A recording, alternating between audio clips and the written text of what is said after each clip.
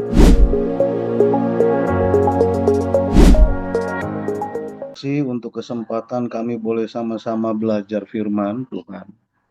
Biar Bapa Elohim Yahweh yang kami sembah, yang hadir di tempat ini, yang memberikan kami pengertian, yang membuka kami rahasia surgawi, yang membuat kami berela berjuang, apapun konsekuensinya, untuk kami bayar, ya Pak. Terima kasih, dalam nama Tuhan Yesus kami berdoa. Amin. Oke, gini aman ya, suara saya juga aman ya? Oke. Aman, Kak. Saya dikasih tema dari pusat itu apa pikirkan perkara yang di atas gitu ya. Pikirkan perkara yang di atas. Masalahnya apa sih perkara yang di atas? Untuk mengetahui perkara yang di atas kita buka Kolose 3 ayat 1 sampai 4. Boleh bantu ya?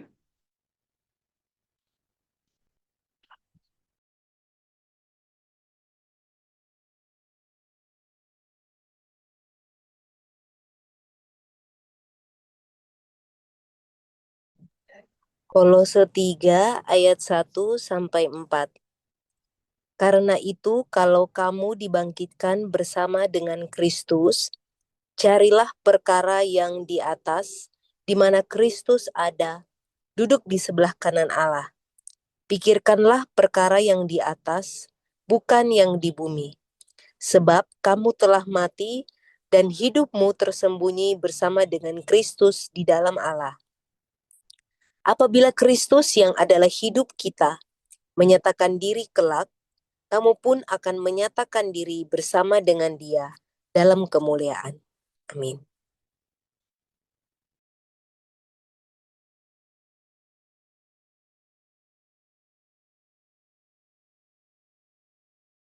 Masih ke mute, Kak? Oh, iya. Oke, sorry. Harus disadari bahwa keberadaan kita bukan hasil usaha kita, bahwa usaha kita itu diakui setelah kita dibangkitkan bersama. Tanpa ada kebangkitan bersama, berarti percuma usaha kita. Dengan kata lain, ya, masa lalu yang sudah Tuhan kerjakan, ya, kita teruskan. Tanpa ada kebangkitan, kematian Tuhan Yesus, kita nggak bisa bergerak, nggak bisa bergerak maju. Oleh sebab itu, perjuangan seorang Kristen tidak berjuang untuk kemenangan diri sendiri, tapi berjuang untuk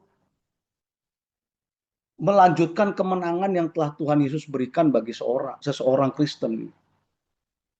Nah, masalahnya kita punya masalah. Yang kita bahas ialah pikirkan perkara yang di atas. Kita ngerti kita sudah dibangkitkan bersama Kristus. Artinya perjuangan kita dimulai dari Kristus, kematian dan kebangkitan Kristus. Kita harus maju ke depan. Kita harus pikirkan perkara yang di atas. Apa sih perkara yang di atas? Kebanyakan dulu lagi kita belum belajar, perkara di atas itu kita artikan secara mistis. Misalkan contoh ya, pengen punya mobil, kita deketin mobil yang kita pengen, terus kita tumpang tangan dalam nama Tuhan Yesus. Sikarala barala baralaba gitu. Bahasa roh. Jadi milik saya, jadi milik saya. Kebanyakan mistis dan kebanyakan kesaksian-kesaksian itu kesaksian-kesaksian pada zaman saya ya. Pada umur-umur yang tahun 80-an lahirnya. Kesaksian-kesaksian di dalam kekristenan itu keberhasilan memikirkan hal yang di atas diukur dengan seberapa banyak harta yang lu punya hasil dari lu berdoa. Nggak nyambung ternyata pas kita tahu sekarang. Ternyata nggak ada hubungannya saat kita memikirkan apa perkara yang di atas, kita memikirkan sorga dengan banyaknya harta yang kita punya. Nanti ada kalimat gini, kalau kita susah nih, lu kurang berdoa, kurang memikirkan hal-hal yang di atas. Kalau kita punya pergumulan, makanya tenang, tenang, pikirkan hal-hal yang di atas, hal-hal yang enak yang ada di sorga. nggak usah khawatir, nggak nyambung. Padahal manusia khawatir juga bagus ya, supaya manusia punya awareness yang tinggi. Kebanyakan kita diajarin memikirkan hal yang di atas itu membayangkan sorga, membayangkan hal-hal yang manis. Nggak nyambung kalau kita nggak bisa bayar kos, nggak bisa bayar sekolah anak, masa kita disuruh mikirkan sorga yang manis? Saat kita nggak bisa bayar kos, saat kita nggak bisa bayar uang sekolah anak, saat kita nggak bisa bayar uang susu anak, saat kita nggak bisa berfungsi sebagai orang tua misalkan ya. Sorga nggak terlihat dalam diri kita. Kenapa? Susah membayangkannya. Kenapa? Karena sulit. Kalau sorga cuma berbicara itu, sorga rasanya nggak kebuka deh buat orang kecil atau nggak kebuka buat orang-orang susah. Makanya saya saat zaman-zaman itu saya berpikir, kayaknya sorga bukan bagian gua deh Tuhan. Kayaknya sorga bagian orang-orang kaya yang punya mobil bagus, rumah bagus. Karena orang-orang yang kayak gitu bisa menghayalkan sorga. Kalau orang susah kayak saya mau menghayalkan sorga, apakah sorga itu tempatnya panas ya? Sorga itu tempatnya sempit ya. Sorga itu tempatnya kumuh ya. Karena saya tinggal di situ. Gak nyambung.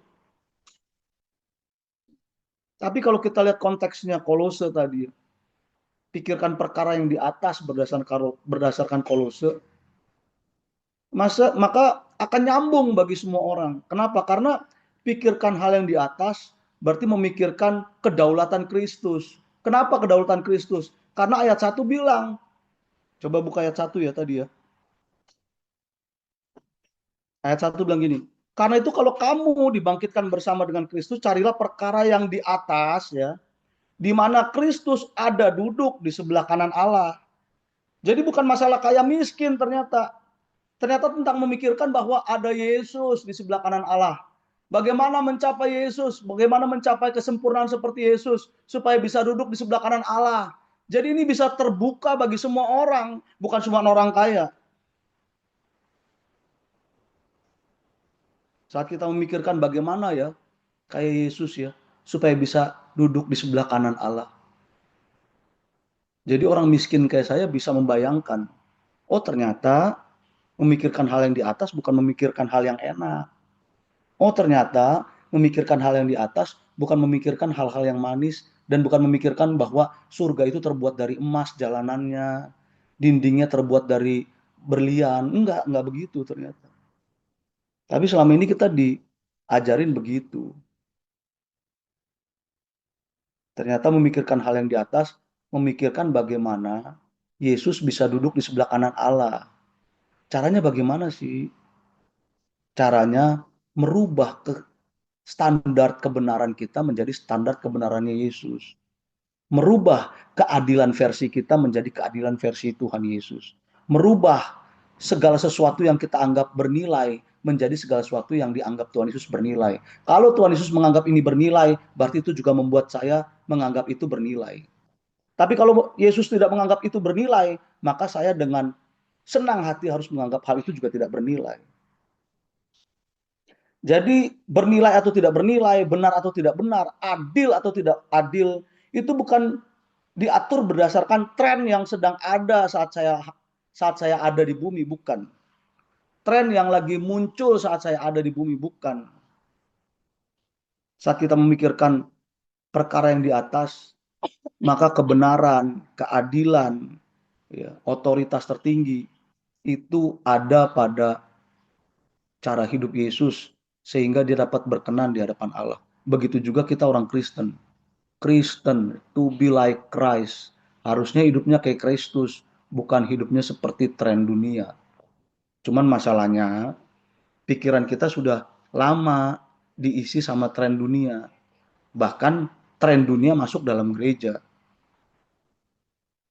Contoh ya, tren dunia masuk dalam gereja itu multimedia. Bukannya nggak boleh multimedia, tapi kita kebanyakan jadi narsis. Kita jadi mikirin act out, gitu, act out, angle di dalam kamera. Dulu saya nggak pusing tuh kalau saya lagi pimpin WL. Mau ingus saya turun kah? Mau bedak saya luntur kah?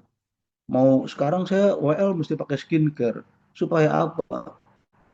Supaya dalam kamera nggak gelap mukanya bang. Bang, sorry ya bang, muka lu gelap bang. Kasih pewarna bang biar terang. Pewarna apa? Lu clear aja muka gue biar terang.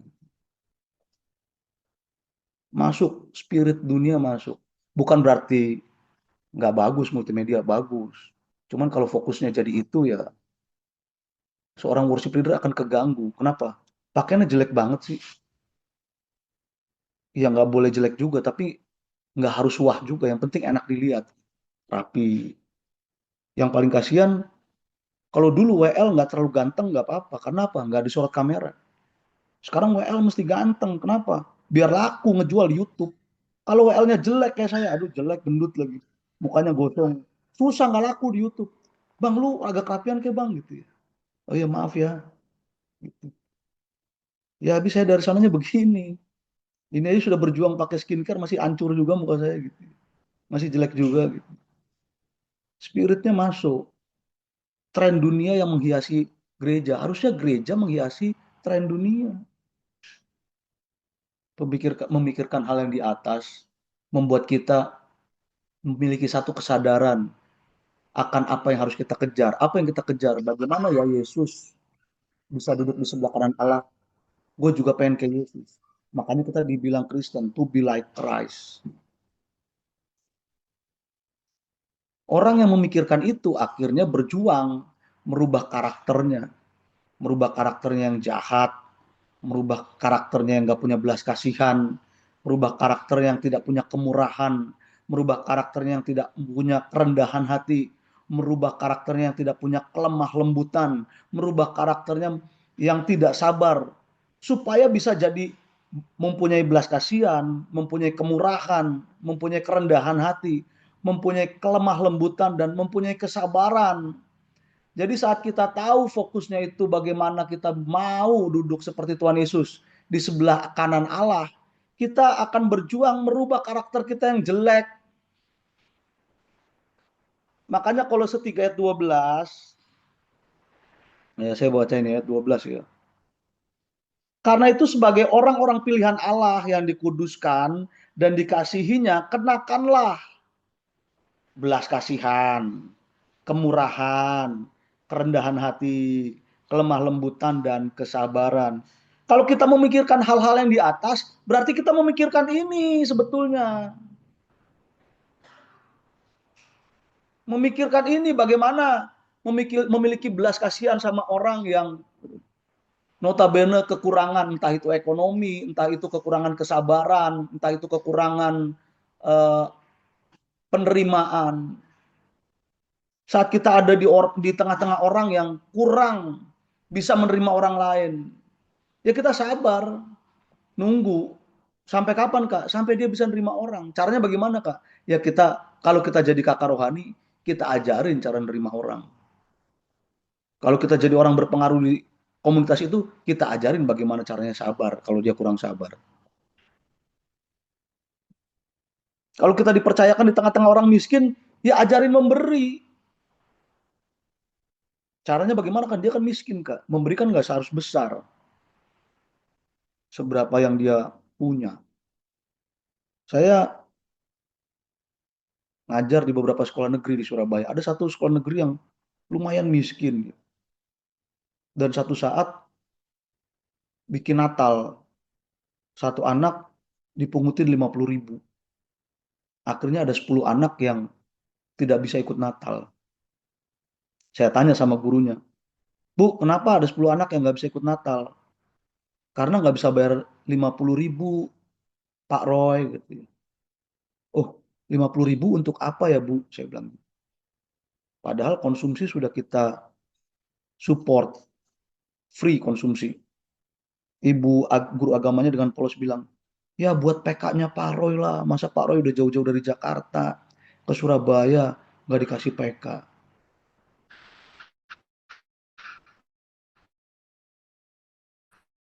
Saya geleng-geleng kepala. Saya ganti duit pesawat saya. Kalau saya cari PK, saya nggak akan pelayanan di sini. Saya menyesal sih Bu, kalau Ibu buat kasih PK saya jadi 10 orang nggak bisa ikut Natal. Kenapa? Karena 10 orang itu jadi nggak bisa dengar kebenaran. Cuman gara-gara 50.000. 10 orang nggak dengar kebenaran. Gue naik pesawat lebih mahal dari 10 orang yang nggak dengar kebenaran. Kenapa gue rela kasih duit buat beli tiket pesawat? Karena supaya semua orang yang ada di sekolah itu bisa dengar suara kebenaran. Ini si ibu salah pemikiran. Buat kasih PK-nya Pak Roy. Akhirnya 10 anak nggak bisa dengar suara kebenaran. Kalau kita nggak dengar-dengaran sama Tuhan atau nggak berjuang ngerubah karakter karakter kita yang jelek, kita kayak ibu guru agama tadi. Maksudnya baik tapi meleset. Maksudnya sih baik ibu itu, mau memberkati saya, tapi meleset. Saya mau justru karena biar anak-anak negeri yang saya layani, bukan saya layani cuma di ibadah Jumat, tapi di celebrate Natal saya datang untuk sama-sama sukacita bareng dia. Ternyata gara-gara 50.000, 10 orang anak rohani saya nggak ikutan. Sama kayak Tuhan. Kalau kita nggak memikirkan hal di atas, atau taruhlah kita memikirkan hal yang di atas, tapi tidak punya buah dari hasil pemikiran hal-hal yang di atas, kita meleset. Gue udah mikirin kak, iya tapi udah berjuang lakuin, belum kak. Kapan proses kak? Allah, itu bukan proses, itu manusia-manusia cemen yang ngumpet di balik kata proses.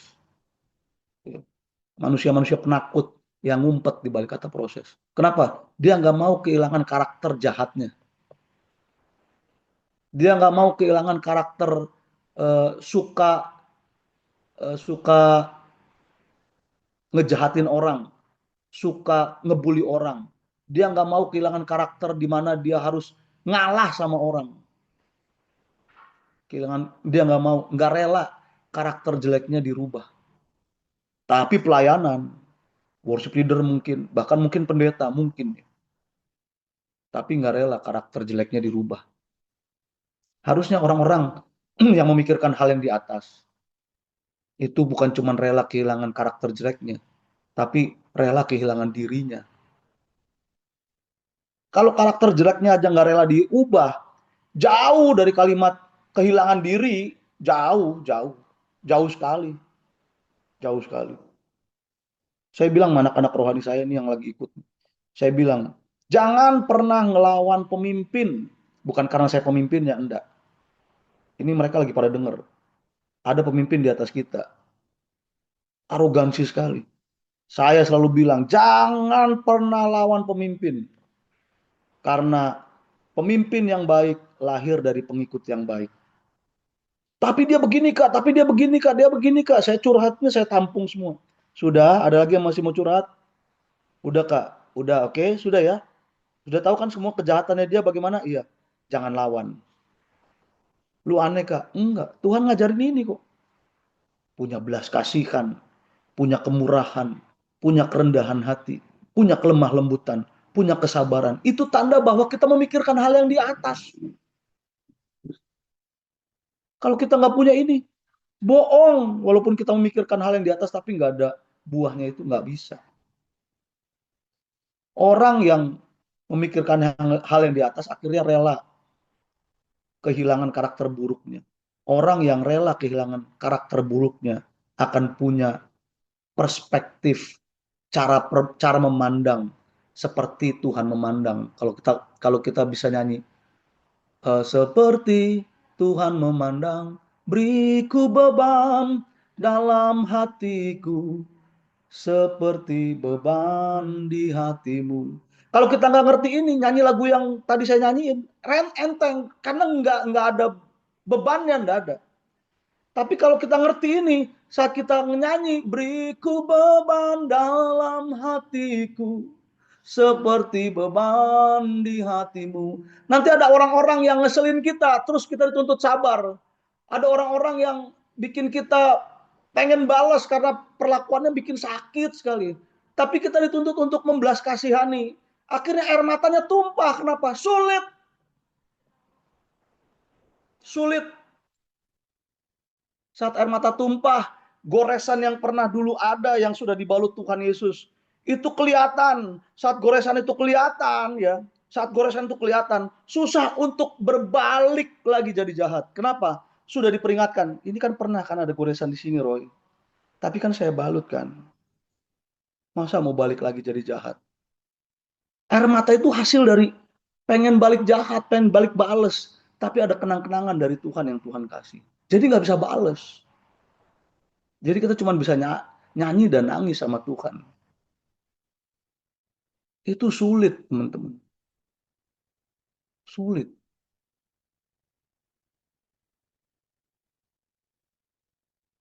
Supaya dapat memikirkan perkara-perkara yang di atas, maka seseorang harus rela melakukan reposisi identitas dari manusia berdosa, berjuang jadi man of God.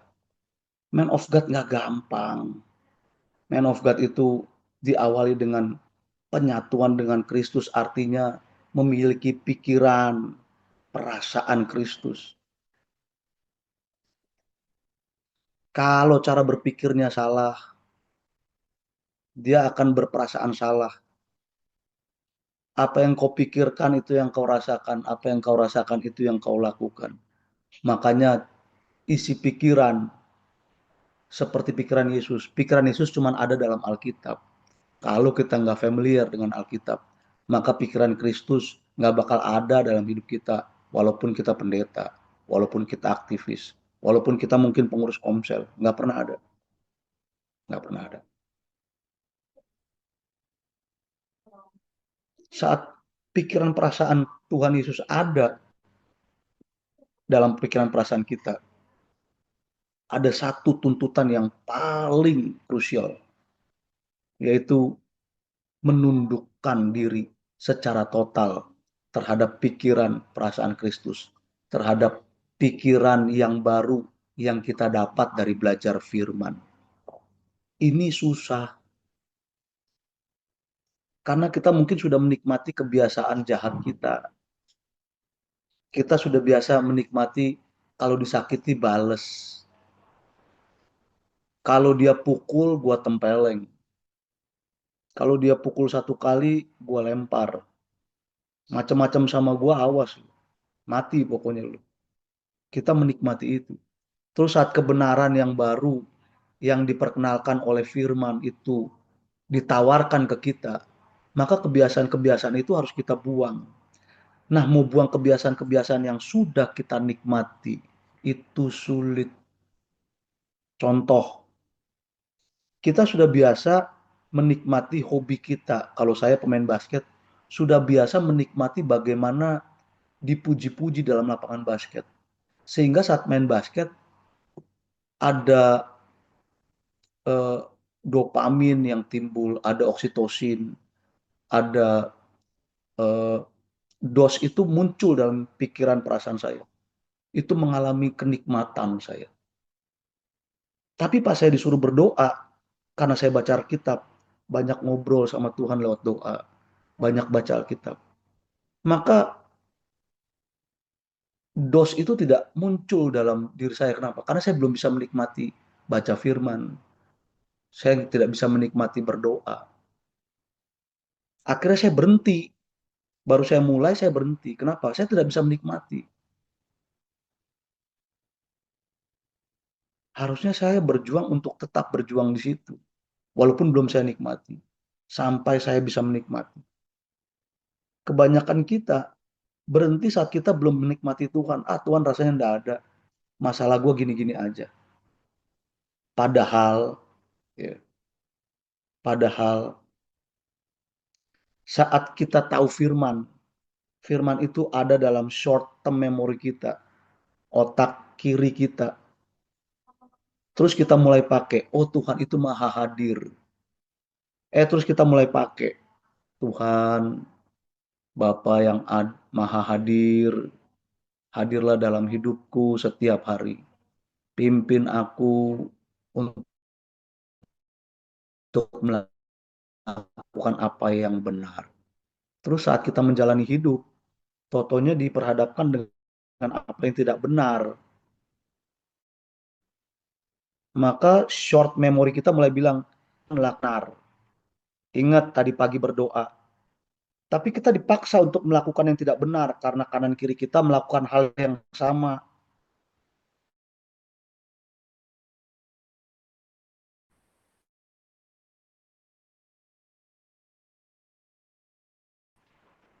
Ya. Tapi kita berjuang untuk, nah, akhirnya ada goresan dalam hati kita. Gila ya, saat gue melakukan yang benar, jahat sama kanan kiri gue. Baru Tuhan hadir. Nggak apa-apa, nak. Nggak apa-apa. Terus aja lakuin yang benar. Walaupun tergores. Nanti goresan itu akan ada tulisannya. God was here. God was here-nya tuh pas kapan? Pas kita melakukan yang benar di tengah ketidakbenaran. Jadi saat ada ketidakbenaran itu muncul untuk kita hidupi, tapi kita memilih untuk hidup benar, maka goresan itu membuat dari ingatan jangka pendek masuk berubah ke ingatan jangka panjang. Supaya setiap kita ada kesempatan berdosa, ada ingatan jangka panjang yang bilang, ingat, waktu itu lu bisa tidak berdosa di tengah teman-teman lu yang berdosa. Kenapa sekarang lu nyerah untuk melakukan apa yang baik di tengah-tengah tempat yang tidak baik? Dulu kan lu pernah menang. Kenapa sekarang lu mau nyerah? Itu yang dibilang dari logos jadi rema. Itu perlu penundukan total. Karena kita sudah menikmatinya. Menikmati sesuatu yang jahat. Yang dulu ya. Dulu sebelum mengenal kebenaran kita sudah menikmatinya. Kalau penundukan total itu dilakukan secara berkala, maka kita punya penyelarasan frekuensi dengan Tuhan di level yang satu. Nanti ada pergumulan lagi yang membuat kita bisa menyelaraskan frekuensi lagi sama Tuhan di level berikutnya. Sampai kita tidak bisa berbuat dosa dan tidak bisa melukai hati Tuhan.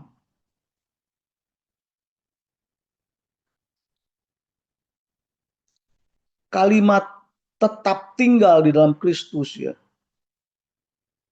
Itu merupakan penyatuan secara posisi, maksudnya penyatuan eh, saat kita diberikan anugerah, kita menaruh pikiran perasaan kita, tindakan kita untuk mengutamakan apa yang Tuhan mau.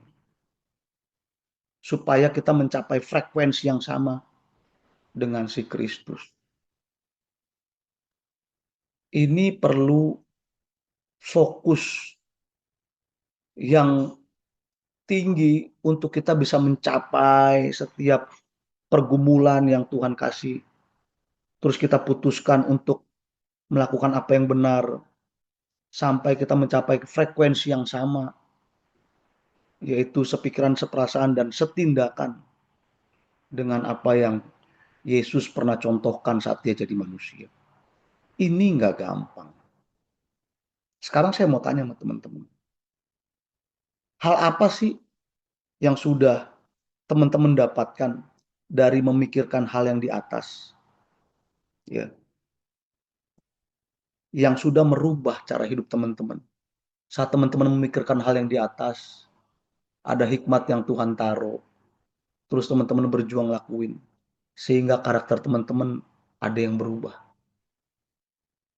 Hal apa sih atau pengalaman apa sih yang sudah pernah teman-teman rasakan saat memikirkan hal yang di atas? Mungkin ada yang bisa sharing. Jadi nggak saya doang yang monoton satu arah. Boleh, boleh ada yang sharing.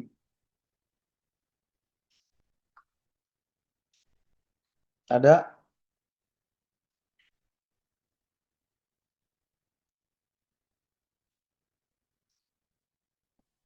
ada teman-teman.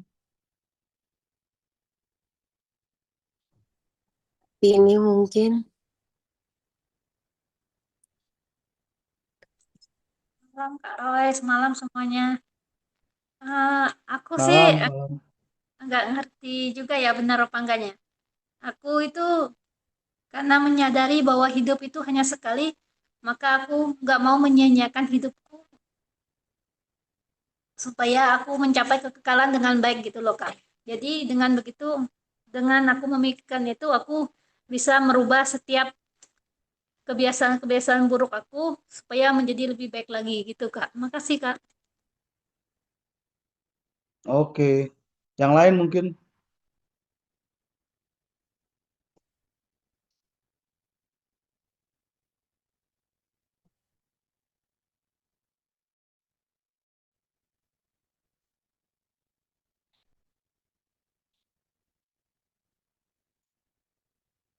ada yang lain?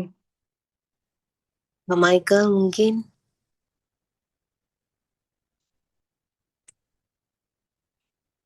Hmm. Malam Kak, Shalom. Shalom Kak. Eh, kalau kalau dari Shalom, saya shalom. sih Kak, ini kedengaran nggak suara saya?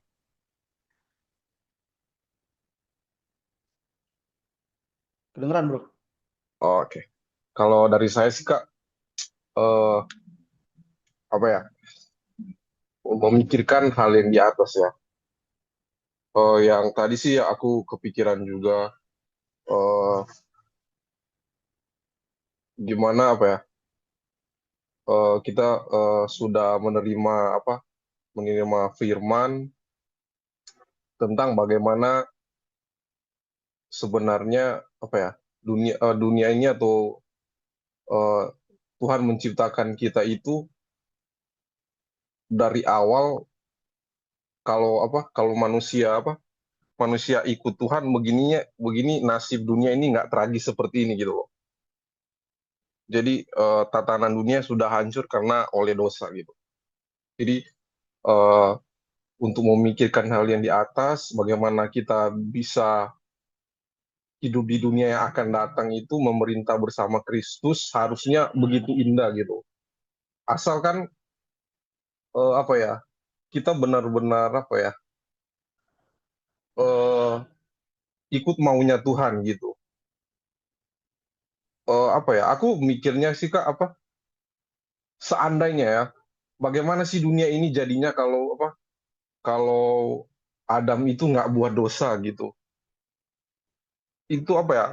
Eh, Apa yang tidak pernah terpikirkan itu kayaknya aku bingung memikirnya bagaimana karena sekarang dunia itu sudah rusak kan. Dunia sudah rusak, kita mau kemana-mana, sistem pemerintahan yang kita temui rusak, sistem dunia pekerjaan banyak yang rusak gitu. Wah, betapa indahnya kalau dunia itu dulu nggak ada dosa gitu. Kita melakukan segala sesuatu itu sesuai kehendak Tuhan. Itu pasti kita akan nanti apa ya? Wah, bahagialah gitu. Nah, sekarang masalahnya kita yang menantikan itu kita udah mulai mulai belajar belajar sekarang gitu. Seperti Kak Roy sudah bilang tadi bagaimana kita mengubah karakter kita itu yang jelek. Wah, itu susah sekali begitu. Tapi mau tidak mau kalau kita mau memikirkan hal yang di atas ya harus begitu. Dan apa ya? Kalau saya sih hal sederhana yang kulakukan kalau eh, misalnya Aku ke sungai gitu. Aku lihat, aduh sungai ini kotor gitu. Wah, orang itu gampang sekali buang sampah sembarangan. Wah, gimana sebenarnya nanti di sana di dunia yang akan datang sungai itu bersih, orang-orang nggak buang sampah, karakternya bagus-bagus. Gitu. Itu salah satu contoh sih Kak yang aku kepikiran gitu, yang aku alami juga gitu. Itu sih Kak dari saya sih Kak.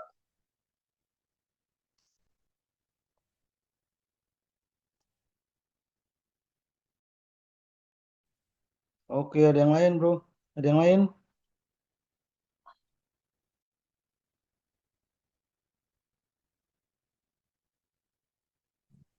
Shalom Kak.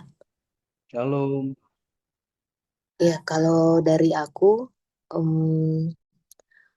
proses dalam kenapa menjadi memikirkan perkara yang di atas, karena dari serangkaian peristiwa yang mungkin sampai ada di dalam pikiranku bahwa dunia ini mengecewakan gitu.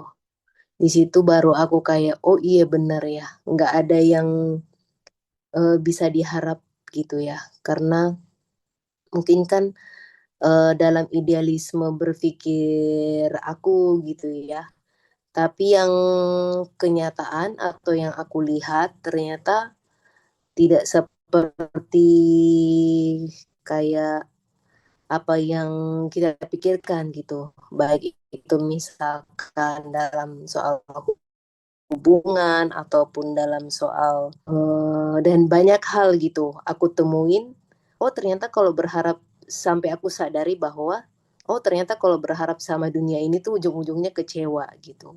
Nah baru Tuhan sendiri yang mulai memperkenalkan, akhirnya ketemu sama dulu Warrior, kemudian Home ini, dan akhirnya pelan-pelan Tuhan ajar, oh emang kita tuh berpikirnya perkara yang di atas gitu, bukan perkara yang dalam dunia ini gitu. Baru Tuhan ajar, dan persis sama kayak yang Kak Roy tadi bilang, ketika Tuhan mengajar, begitu ada suatu kejadian yang menuntut aku untuk memilih berespon seperti anak dunia atau berespon seperti uh, pikiran yang di atas, itu tuh karena sudah ada kekecewaan yang kayak tadi Kore bilang ya, sudah ada goresan gitu, entahkah kekecewaan terhadap dunia ini gitu, entahkah kekecewaan terhadap peristiwa, sampai di titik aku, Tuhan walaupun sakit aku mau pilih Tuhan gitu, karena udah pernah dikecewakan sama dunia gitu, jadi kayak udah mulai harapan ke dunia itu berkurang dan beralih ke pikiran di atas gitu. Cuman memang sangat sulit ya, karena tiap hari itu ada tantangannya Kak gitu. Terima kasih. Oke, masih ada kah teman-teman? Kalau enggak saya lanjutkan lagi. Ada masih? Sebetulnya saat kita memikirkan hal yang di atas, maka kita akan merestitusi identitas kita. Maksudnya merestitusi itu bukan otomatis berpindah atau bertukar, tapi memperjuangkan sampai uh, kita itu berubah, sampai posisi kita berubah. Berubah bukan seperti apa yang kita mau, tapi seperti apa yang sudah kita dapat dari memikirkan hal yang di atas. Maksudnya apa tuh Kak? Memikirkan bagaimana kita bisa duduk sebelah kanan Allah seperti Tuhan Yesus. Gitu ya. Orang-orang seperti ini akan merendam dirinya di dalam logos. Artinya dia akan berjuang memahami firman, karena kalau nggak merendam diri dalam firman, dalam logos, dia bisa tadi seperti guru agama tadi, maksudnya baik tapi meleset. Kenapa? Frekuensinya nggak sama, cara pandangnya nggak sama. Cara pandang Tuhan hanya kita dapat dari belajar firman. Kalau enggak bisa. Oleh sebab itu orang yang pengen mendapatkan hal-hal yang di atas, dia akan merendam dirinya dengan logos. Giat belajar firman. Habis giat belajar firman, dia akan taat melakukan firman. Dari taat melakukan misalkan akurasi taat melakukannya dari 5,5. Waduh ternyata masih 5,5. Dia belajar firman lagi, melakukan lagi. Dia belajar lagi firman, melakukan lagi. Akurasinya bertambah jadi 8. Dia belajar firman lagi, melakukan ketaatan lagi. Akurasinya bertambah menjadi 9. Sampai waktunya dia meninggal, akurasinya sudah semakin dekat, seperti akurasi yang pernah Tuhan Yesus kenakan saat dia hidup. Akurasi ketaatannya sampai harus mendekati. Itu yang dibilang sebagai sahabat Allah.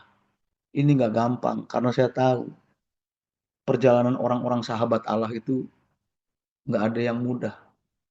Dan ini ditolak sama orang dunia. Paulus hidupnya habis. Dan sekarang saya lihat pendeta-pendeta hidupnya berbeda sama Paulus. Tapi dia ngaku dia sahabat Allah. Saya nggak menghakimi, tapi saya berpikir bahwa harusnya sahabat Allah hidupnya seperti Paulus, hidupnya seperti Abraham, hidupnya seperti Daniel, hidupnya seperti Sadrak, Mesak, Abednego, hidupnya seperti Ayub. Tapi sahabat-sahabat Allah sekarang, sahabat-sahabat Allah zaman now,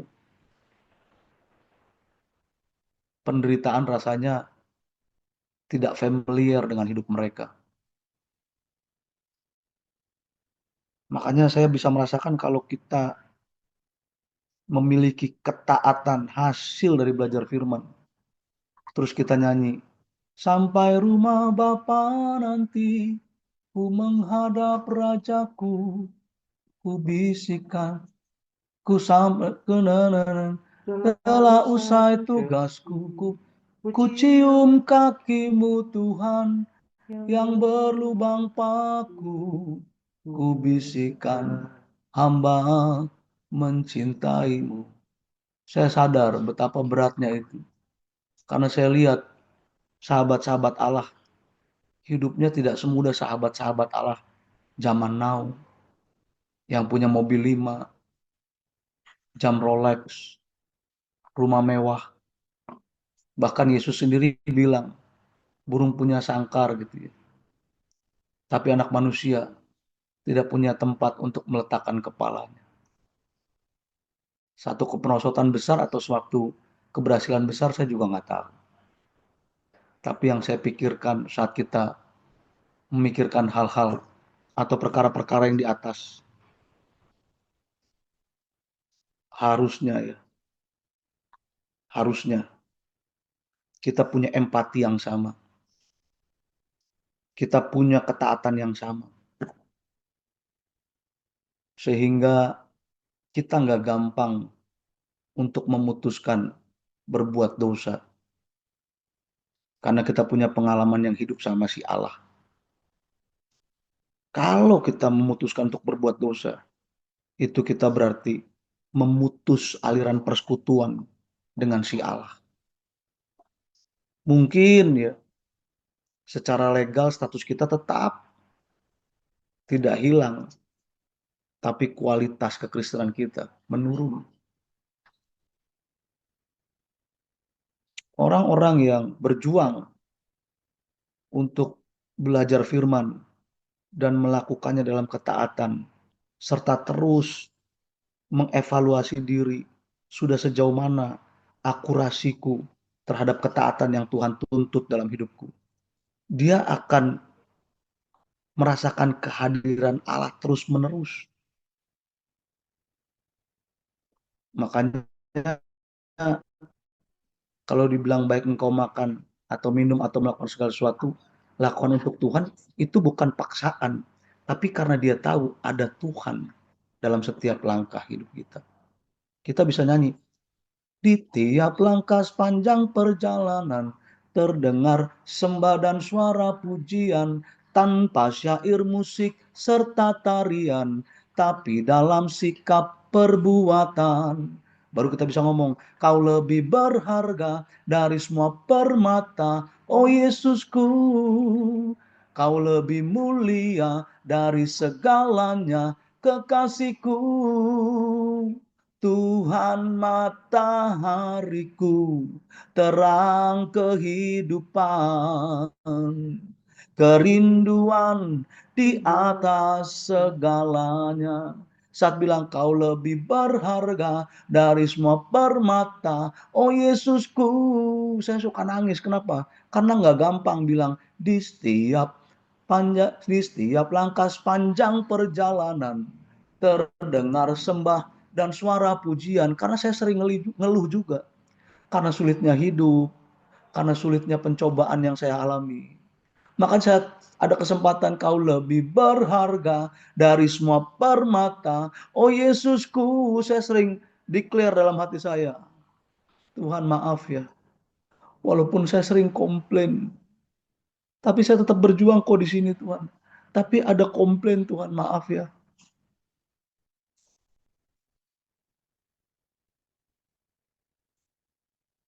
Orang-orang seperti itu akan memiliki tujuan akhir, yaitu memiliki penyatuan seperti manusia Yesus. Penyatuan seperti yang telah Yesus capai, dia pengen capai. Supaya imago Dei itu juga ada dalam diri kita. Supaya saat ada kalimat yang bilang manusia diciptakan untuk menjadi wakilnya Allah di bumi, itu benar-benar kelihatan dalam diri kita yang ngakunya Kristen.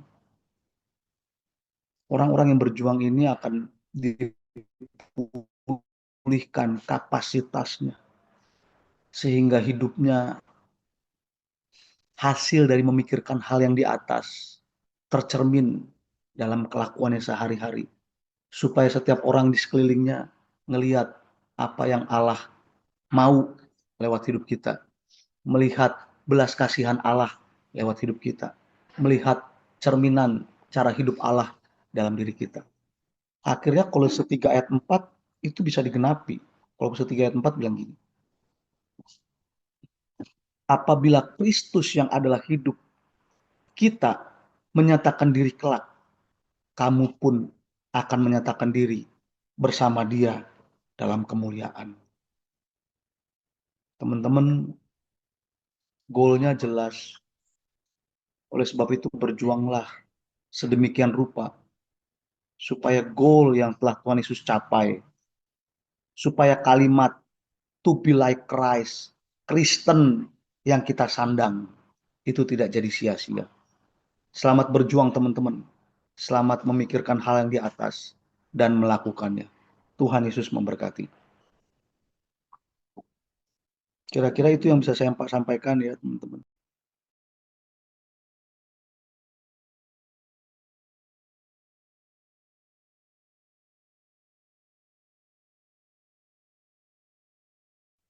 Ada hostnya atau habis ini ngapain kita?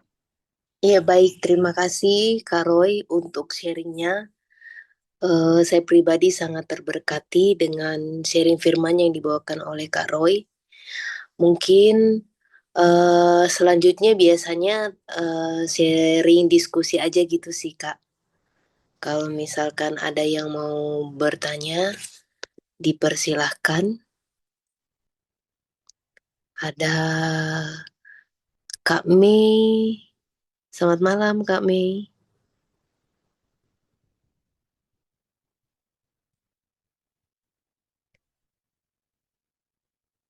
Kak Mei, Malam, oh ya, belum dulu. ya. Ini teman komsel kita dari 180 kalau Mei yang ini. Oh oke, oke Kak. Mungkin Kak Enrico. Oke. Eh, Makasih Kak Roy sharingnya ya. Ini sharingnya seperti menegur saya dan menguatkan saya, terutama yang tentang rubah karakter, jangan melawan pemimpin gitu. Itu kena ke saya gitu. Makasih Kak Roy. Iya bener banget Kak. Kadang kan kita merasa lebih benar dari pemimpin kita ya. Mungkin ini teguran buat kita untuk eh, stay humble gitu, menjadi pengikut. Oke, mungkin ada lagi Kak Herlin mungkin tadi baru bergabung, ada yang mau ditanyakan?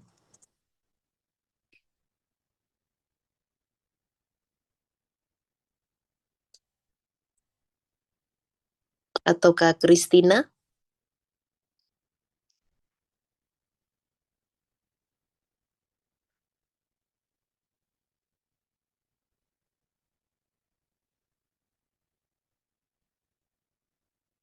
Kak Kris mungkin?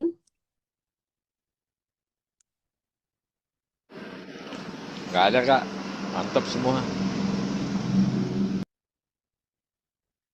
Oke Kak. Kak Lius mungkin? Ya, kalau udah nggak ada, saya ada yang nanya. Yang panjang. Kasih kesempatan yang lain dulu. Ya, Kak Roy. eh, Kemarin saya juga habis bahas ya tentang puasa ya. Ini juga apa nyambung dengan apa yang tadi Kak Roy sampaikan di awal banget ya. Tentang bagaimana kita tuh apa sih sebenarnya para pelayan Tuhan ataupun kita yang di home ya. Orang-orang yang merasa setia kepada Tuhan lewat berbagai macam kegiatan agamawi lah atau yang kita bilang di sini ya mungkin udah bukan agami ya tapi jadi kayak kegiatan rutin gitu. Tapi pertanyaannya untuk siapa kita melakukannya gitu. Kita benar-benar kayak perumpamaan apa kayak bukan perumpamaan ya teguran Tuhan Yesus terhadap hal berpuasa ya. Orang berpuasa ternyata hanya pengen dilihat. Ya mungkin kalau kita bayangin hari ini gimana caranya orang puasa terus pengen dilihat tuh apakah se-hype itu atau bisa dibilang apakah ya kalau kayak sekarang tuh apakah seviral itu pada zaman Tuhan Yesus gitu. Orang berpuasa pengen dilihat. Itu kayak apa gitu. Ya tadi Kak Roy bilang itu. Ternyata sekarang orang-orang yang ada di gereja bukan lagi menampilkan sesuatu untuk Tuhan lihat gitu. Tapi tanpa sadar mereka tenggelam dalam dalam sebuah format, bahkan format yang untuk bisa dibilang dilihat oleh jemaat gitu. Dan itu ya benar sih. Kalau Kak Roy kan sering apa dalam penyembahan atau WL ya, membagikan bagaimana WL itu di depan tuh sangat-sangat rawan ya mencuri kemuliaan gitu. Karena mereka tuh ya sangat-sangat ingin tampil dengan ingin dilihat. Harusnya mereka membawa jemaat untuk bisa merasakan Tuhan, tapi malah mereka lebih memikirkan teknis. Nah, ya saya yakin Karo juga hari ini pas melihat apa dari pernyataan Karo yang sering disampaikan juga, tapi melihat hari ini rasanya kita melihat memang uniknya gitu ya, uniknya malah makin ya, malah makin kesana kesini gitu loh. Itu yang sedihnya ya Karo ya. Ya kadang apa kita membawa kebenaran yang benar pun akhirnya hanya bisa tersimpan di komunitas kecil kita gitu. Makanya komunitas kecil ini ya akan menjadi penghibur buat kita pada saat kita memuji Tuhan, kita mendengarkan sharing khotbah atau mendengarkan apapun yang kita bagikan di sini. Itu harusnya membuat kita bertanya gitu. Kita melakukan ini semua untuk dilihat oleh Tuhan atau sebenarnya untuk dilihat oleh orang lain. Ini kental ya Kak ya. Nah, pendapat Kak Roy sendiri bagaimana nih untuk bisa orang anak-anak di home di sini dapat semangat karena tipis gitu. Saat kita menempel status, kita home atau kita apa ya home lah gitu tiap hari Kamis, itu benar-benar kita menjauhkan hati kita dari ingin dilihat orang gitu. Atau kita hanya ingin ternyata kita hanya ingin pamer gitu. Seperti orang-orang yang berpuasa ingin dilihat orang gitu, tapi nggak ingin sesuatu yang tersembunyi. Gimana, Kak?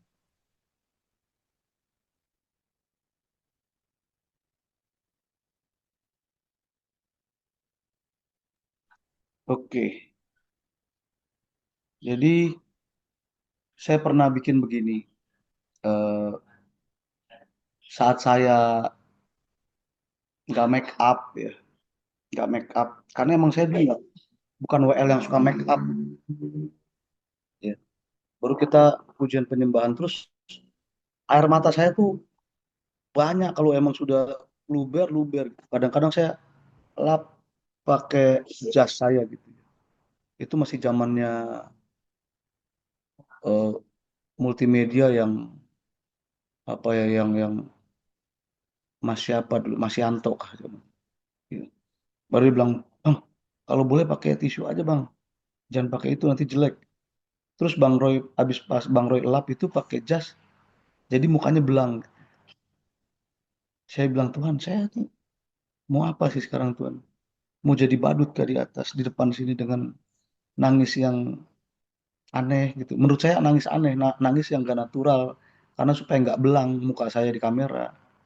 Terus jadi saya jadi pencitraan yang nggak boleh terlalu dalam nyembahnya sehingga bagus di kamera. Itu yang nyiksa batin saya sebetulnya. Baru saya bilang sama Mas Yanto, Mas sorry ya, bukan saya nggak mau Mas. Tapi kalau sampean ngatur saya begitu, saya susah nyembahnya. Karena itu bukan diri saya Mas. Nggak apa-apa lah kalau dilihat di kamera jelek, lu nggak usah kasih lihat ke gua, lu kasih lihat singer yang cantik, lu sorot aja, nggak usah. Gitu.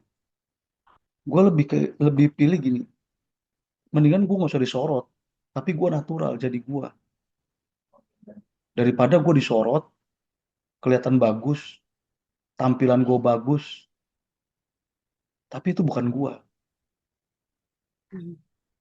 Jadi kalau sama temen-temen, berjuanglah jadi diri lu di hadapan Tuhan sama di hadapan teman-teman yang lain. Natural aja. Kalau lu mau tampil, itu pun gak ada yang tahu kalau lu mau tampil. Yang tahu diri lu. Tapi belajarlah natural di hadapan Tuhan. Gue bukan bilang Tuhan Yesus dulu deh ya. Waktu gue sering satu frame sama Babe.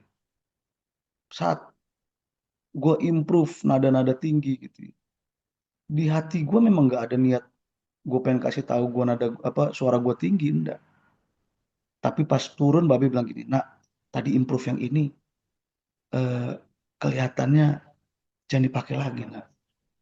Karena kayaknya nggak pas buat kamu." Saya berdoa, Tuhan, nggak pas kalimat Babe itu apa ya? Apa yang maksudnya nggak pas apa Tuhan?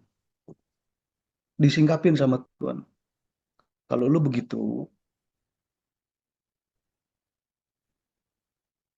kalau kata orang awam, mencuri kemuliaan Tuhan lu.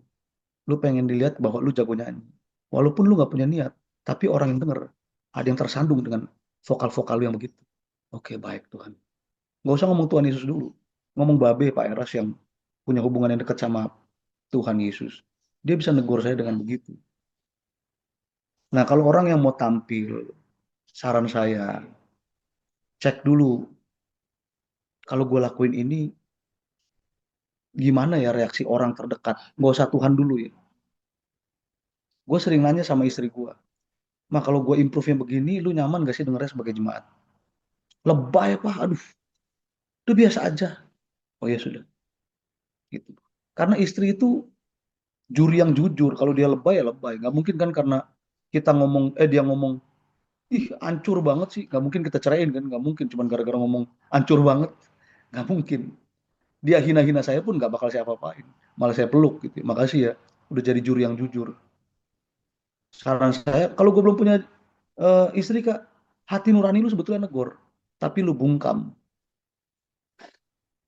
Hati nurani lu negor sebetulnya. Jangan improve begitu, lu sombong gitu. Enggak kok. Gue cuma mau ngasih tahu kemuliaan buat Tuhan kok. Gue pengen kasih tahu bahwa Tuhan kasih gue suara indah. Ah, itu udah sombong, bohong. Jadi kalau gue lebih ke tanya istri, tanya orang terdekat gue yang jadi juri yang jujur buat gue. Supaya nanti orang atau jemaat yang denger pun nggak tersandung kayak dia. Dia kan jemaat yang gue tanya. Kira-kira gue pakai itu sih bro. Kalau untuk biar jadi natural. Jadi memang yang paling kenal kita adalah orang terdekat kita ya. Dan harus rajin evaluasi dulu ya. Oke, thank you. Oh. Karena memang hari ini apa ia melihat dari sosial media ya.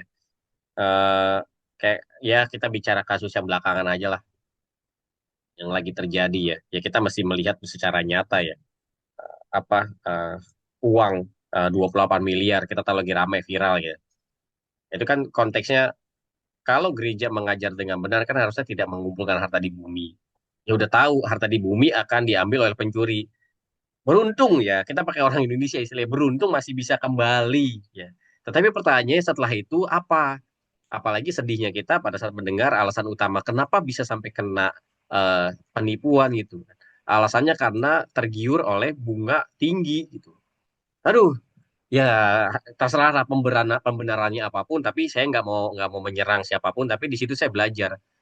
Ya dalam hidup kita ternyata ya saat kita tergiur oleh sesuatu yang menguntungkan diri kita, ya itu kita bisa bisa mengenyampingkan Tuhan loh.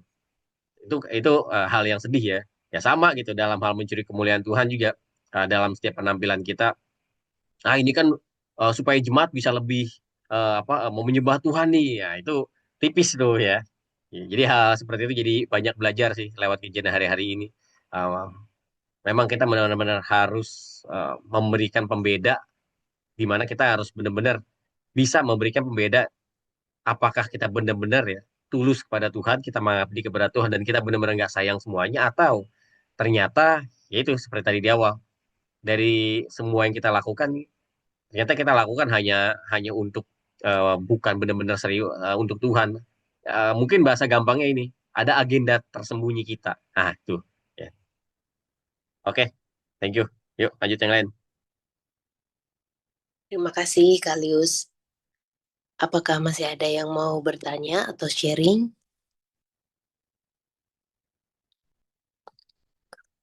Mungkin habis ini Kak Roy masih ada agenda lain ya? Masih mau present worship kayaknya sama Komsel. Iya, karena kita lagi doa buat acara KKR tanggal 25 Sabtu di Surabaya. Ya. Di GSKI Surabaya, Kak. Iya, betul. Betul. Baik. Apa masih ada? Mungkin kalau sudah tidak ada, Kak Roy mungkin bisa kasih closing statement, kemudian doa tutup, lalu kita foto bersama. Ya, mungkin sudah Kak Herlin, Kak Kristina, apa masih ada yang mau di-sharingkan? Oh iya, oke. Kak. Sorry, tadi di jalan dari Polsek. Maaf, lagi dampingi anak 15 tahun diperkosa kakeknya, kakek kandung. Jadi saya mohon maaf, saya dengar tadi dipanggil, cuman maaf saya baru sampai rumah Kak. Mohon maaf off cam. Tapi sangat memberkati saya di sela-sela pendampingan saya dengar. Kadang-kadang pun gini ya, Kak Roy, apakah saya ini juga hanya mencari nama dari yang saya bantu gitu kan otomatis kayak pendampingan gini kan Kak Monik. Ini kakek tiri sih sebenarnya, tapi di undang-undang kan enggak ada nanti kakek tiri, ya tetap kakek kan. Gitu. Terus dia orang tuanya bercerai, anak ini ikut kakeknya, ikut mamahnya gitu kan. Jadi dia lapor ke papahnya yang lapor ke Polsek kemarin. Jadi karena pendampingan ini Kak, anak-anak ini harus langsung diselesaikan BAP-nya Kak, biar nggak lupa. Jadi makanya saya harus dampingi biar sampai malam saya tetap selesaikan dulu. Tapi untungnya kalau di Polsek kan aman aja, saya pakai headset gitu. Kadang-kadang nggak bisa Kak, karena nanti harus saya bantu. Ketepatan ini tadi giliran saya sudah selesai, jadi saya hanya mendampingi anak itu. Dalam arti gini, bagaimana dengan saya ini ya gitu. Seperti Kak Roy tadi bilang di pas dia di worship gitu kan. Ini loh gitu. Nah, saya ini apakah kadang-kadang ada juga, aku biar tahu orang bahwa aku ini pendamping yang setiap saat ada, tapi bukan lebih ke saya mau kata orang sih Kak Monik, lebih karena ini pekerjaan saya dan selalu kan Pak Eras katakan, ya pekerjaanmu adalah agamamu gitu. Jadi kadang-kadang saya benar tertuduh juga Kak Mon, bayangkan ya orang tua yang dulu, saya nggak tahu Bu itu padahal kakek yang ngasuh dia dari usia 7 tahun, kok tega. Jadi saya waktu karena sekalian saya antar visum kan Kak Monik. Visum itu kan kami mainnya arah mata jarum jam. Jadi anak ini yang usia 15 tahun mungkin dia menurut saya memang ada kebohongan gitu dari dia. Anak ini sudah nggak ada yang tersisa. Jadi 6 arah mata jarum jam, 12, 15 pokoknya nggak ada yang tersisa, alias gadis bukan perawan. Gitu. Jadi kadang-kadang kan orang tuanya Bu katanya ini anak saya yang notabene penurut disuruh ini itu kadang saya hari ini tekanan saya naik Kak Mon, serius. Saya tadi hampir pukul orang tua itu karena saya tanya, dia katakan kenapa Pak? Hilaf Bu, hilaf kok cucu sendiri. Jadi gimana ya menurut Kak Bang Roy ya. Kayak saya ini apakah kadang-kadang terbersit? Saya nggak kepengen saya dipuji orang, tapi kadang-kadang itu muncul gitu. Jadi sorry ya, saya off cam karena baru sampai dan sinyal pun agak tersedak-sedak. Itu saja sih, saya minta sedikit supportnya seperti apa sih gitu dengan keadaan pekerjaan saya yang notabene ekstrim banget gitu, yang orang dengarnya kakek usia puluh tahun kakeknya. Pertanyaan saya, apaan sih kakek yang notabene hari-hari sama dia. Anak ini ndak disekolahkan ternyata Kak Monik. SD pun ndak lulus, sudah nggak disekolahkan, dirusak pula masa depannya. Saya bilang boleh saya injak satu kali si bapak ini. Hilaf katanya, salah lagi kan. Jadi teman-teman polsek polisi bilang, kalau Bukis yang injak, mati dia, kami yang susah. Apa nih bikin nanti BAP-nya kan ini mati, tahanan mati, dibunuh perlindungan anak begitu gitu, sambil bercanda begitu. Jadi kadang-kadang emosi ya Kak Mon. Emosi dalam arti ini masih anak belia banget gitu, masih yang notabene kakek ini saya kemarin bilang, kakek agamanya apa? Muslim. Boleh ya kayak di agama kalian tuh tubuhi cucu sendiri. Hilaf Bu. Dengan nada yang datar gitu, gemes banget. Setidaknya dia maksud saya gini, ya Bu maaf, ternyata mereka susah sekali untuk mengatakan maaf itu Kak Mon, makanya saya agak emosi tadi. Itu saja sih, thanks. Mohon maaf, Tuhan berkati semuanya. Oke ya. Ini saya sering kasus begini, kebetulan kan saya ngajar SMP ya di SMP di Surabaya tuh ada 5 sekolah yang kita pegang komselnya. Sekolah ibadah persekutuan doa Jumatnya kita pegang. Iya, emang kasus-kasus begini aku nggak tahu kalau Kak Kristin ini di mana, tapi kalau di Jawa Timur lumayan ada lah. Saya di Tenggarong seberang, Kukar Kak, Kalimantan Oh, Timur. Kalimantan Barat. Ya. Timur Kak, Timur. Timur. Oke. Oke. Oke. Kalau secara hitung-hitungan, kalau itu ini saya cari nama atau enggak, secara hitung-hitungan kan bisa dilihat ini pro bono apa enggak, bayar apa enggak. Kalau enggak kan ya otomatis nggak punya kepentingan di balik itu, karena kan biasanya orang kerja dibayar, tapi kan ini tulus aja pengen dampingin. Apalagi imannya nggak sama. Dari situ kan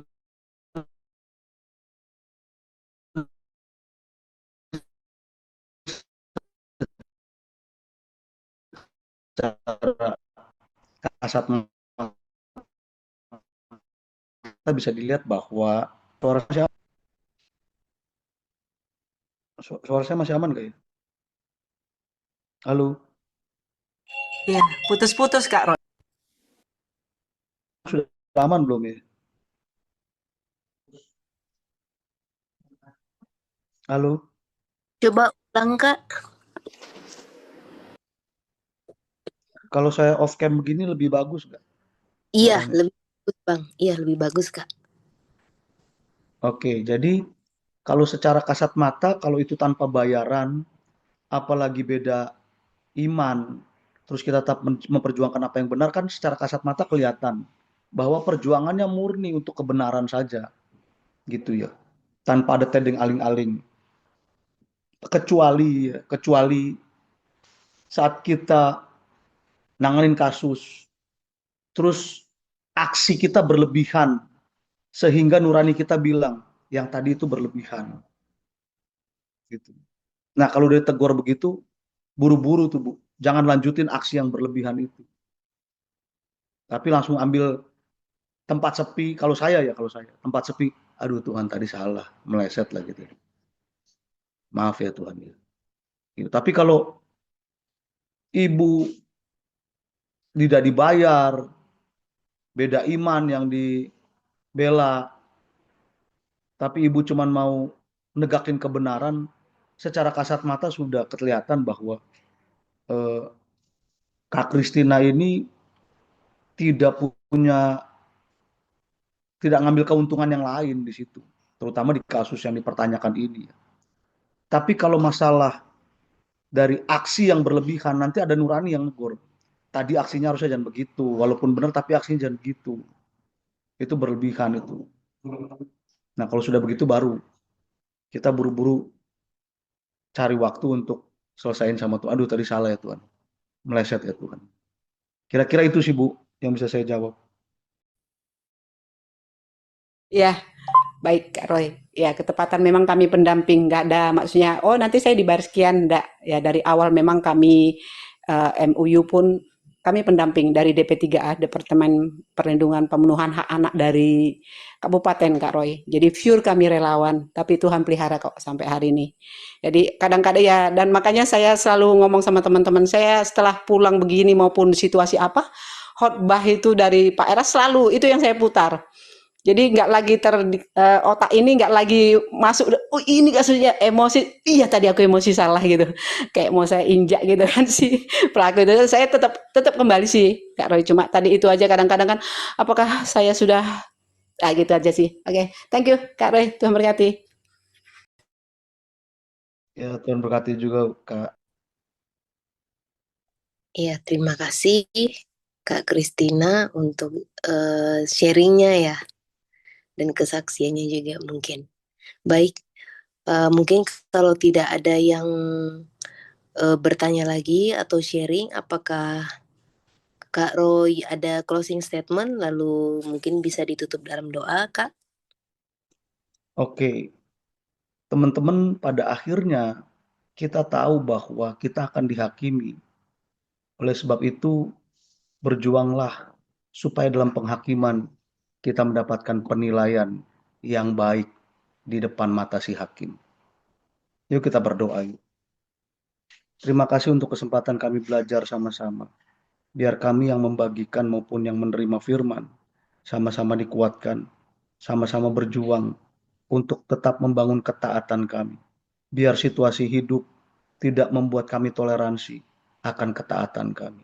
Supaya di akhir hidup kami nanti, Allah Elohim Yahweh dan Tuhan Yesus berkenan berjumpa dengan kami yang berjuang saat kami ada di bumi. Ini rindu kami ya Bapa. Dalam nama Tuhan Yesus Kristus, kiranya kasih karunia Allah yang melampaui segala akal menyertai memelihara hidup kami mulai saat hari ini bahkan sampai Maranatha. Tuhan Yesus datang kembali. Dalam nama Tuhan Yesus kami berdoa. Amin.